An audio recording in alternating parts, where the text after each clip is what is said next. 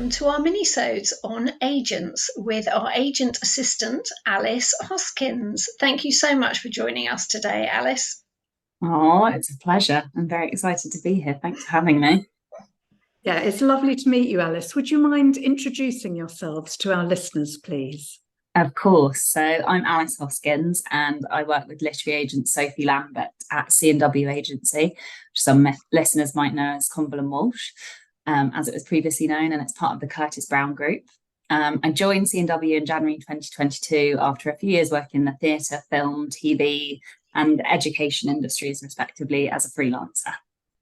And I'm so excited about these minisodes, and I know they're going to be so helpful to so many of our listeners and probably to us as well. So thank you. So without further ado, let's get cracking. Right. Welcome to minisode 2. Today we're chatting about subbing to agents, which I know will be a popular listen. How many does an agent receive each week or month, would you say? So I think it varies quite a lot between non-fiction and fiction. I would say that the agents who primarily represent fiction will receive, hundreds a week. I'm watching, as I said in the previous minisode, Sophie has the first look at all of her manuscripts and her submissions. But I think for most of my colleagues, the submissions inbox rarely dips below 100, no matter how, how much time they're kind of spending. It is actually extraordinary. And it's amazing seeing when one of our agents reopens their submissions, if they've closed them for a holiday or something like that, how quickly authors, have obviously been keeping tabs on that and then send the day that they open their submissions, which is brilliant because it shows that you've actually been keeping an eye and that you genuinely want to submit to that agent. But at the same time, it's often like you're really in a deluge. Yeah. I mean, it is worth noting that if you are listening to this in September of 2023, then Sophie's inbox is currently open for submissions. But get your pitch right first, because this. Yes, one chance, people. Yes. Exactly. Alice, what are some of your do's and don'ts for aspiring authors when they're submitting their manuscripts to an agent?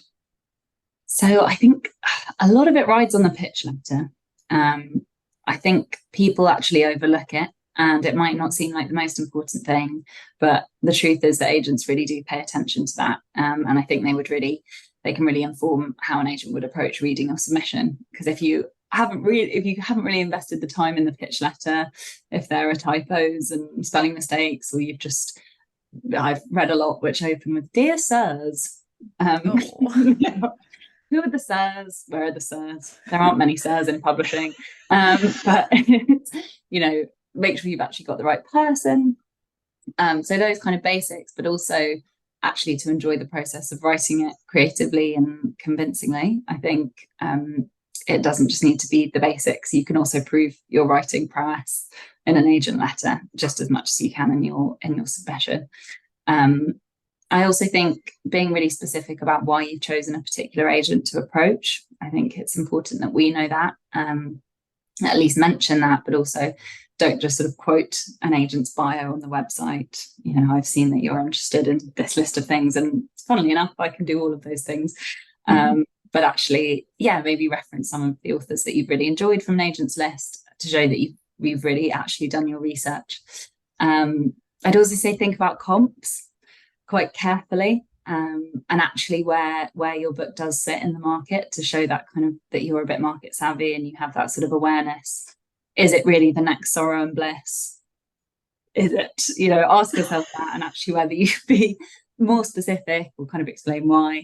I think also, something that Sophie always says is when she's talking to authors is that she wants them to think about the kinds of conversations that readers will be having when they've put a book down, and actually to have that kind of awareness. What do you actually want the readers to get out of this book? What made you write it? Why are you the person to write it? Which I quite like as well. And on the other hand, with non-fiction proposals, it's kind of why you and why now and why this, just asking those questions and then answering them before we have the chance to ask them, and before we envisage a publisher asking them as well.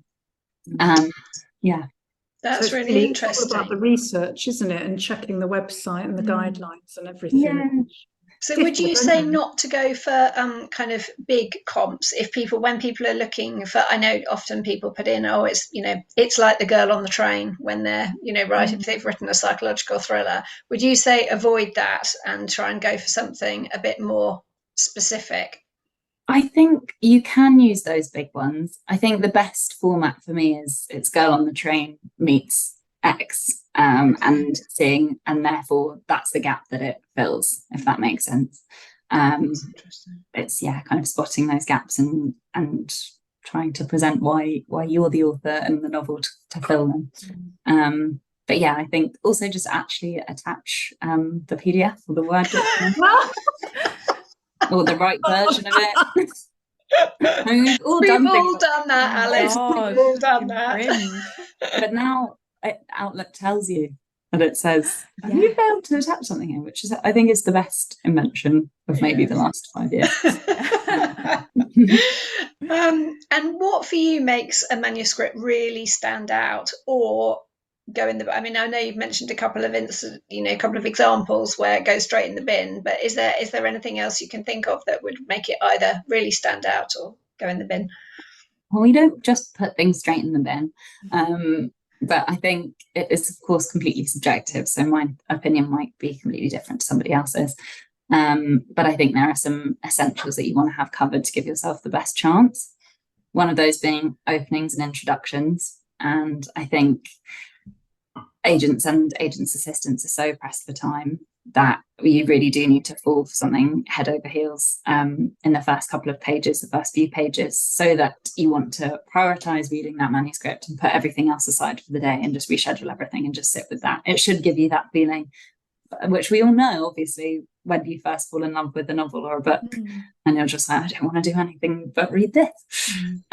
So trying to hook us in with a fantastic, gripping, really clean, really honed opening. And I think the synopsis, to me, doesn't matter as much as it might to some other agents or agents' assistants. I know a lot of people place a lot of focus on that to see how good an author might be at plot and structure, and whereas for me, I think those are very editable, workable feats. And you don't have to have, I think a novel will change so much during the editorial process that doesn't need to be fixed at that point necessarily. And yeah, I think just clarity and character, and giving us reasons to really truly invest in someone. Like, why do we need to know this story? What does this person want? Who is this? All those questions that you want to be demanded to ask, basically, when you're reading a book. But yeah, just really tight and polished, and like it's in the most perfect shape that it can be before you approach an agent, I think. Yeah. That's a really good answer. I'm just going to jump in with another question, because this used to really bother me. But the synopsis has to be 1 page. If it's 1.5 pages, I think that's okay. Is that going to be okay? Like, I understand not 8 pages, but 1.5. Oh. Or size 8 font. I don't envy you writing synopses. I just don't think I would be able to do it. It's such an art. Mine are now like 10 pages long. Like, I never try and get it onto 1 page anymore. You know what I used to do when I was submitting? I used to use an extra small font so I could I think I enlarged margins. I think I was get everything in the header as well. Yeah, it's so funny. And sort of keep, what do you choose to reveal, but you kind of want to keep us still interested but you have to reveal it's just impossible, basically. Another reason why I sort of take them with a pinch of salt, and I think it's someone can write, they don't need to write the best synopsis I've ever read.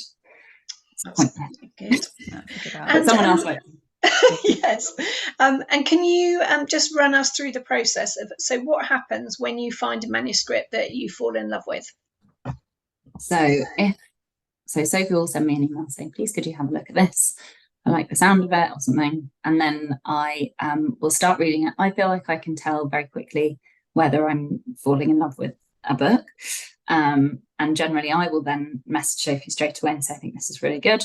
And then she's like, great, please keep reading, and I'll keep reading, and then put together more of a sort of report. I think we've developed a kind of shorthand at this point. I think when I first started, a bit like with the synopses, it would be like, here's a 2-page Word document, which will tell you everything you possibly need to know about it. Whereas I think when you really do fall in love with something, there's a degree of urgency that you apply. And also I think you can tell when something's going to be really hot, as they say. And it's, yeah, so I would send that to Sophie, and then she would read it, and then we'd hopefully call in the full, and hopefully we'd get that and then read that very, very quickly. And then obviously there might be other agents interested.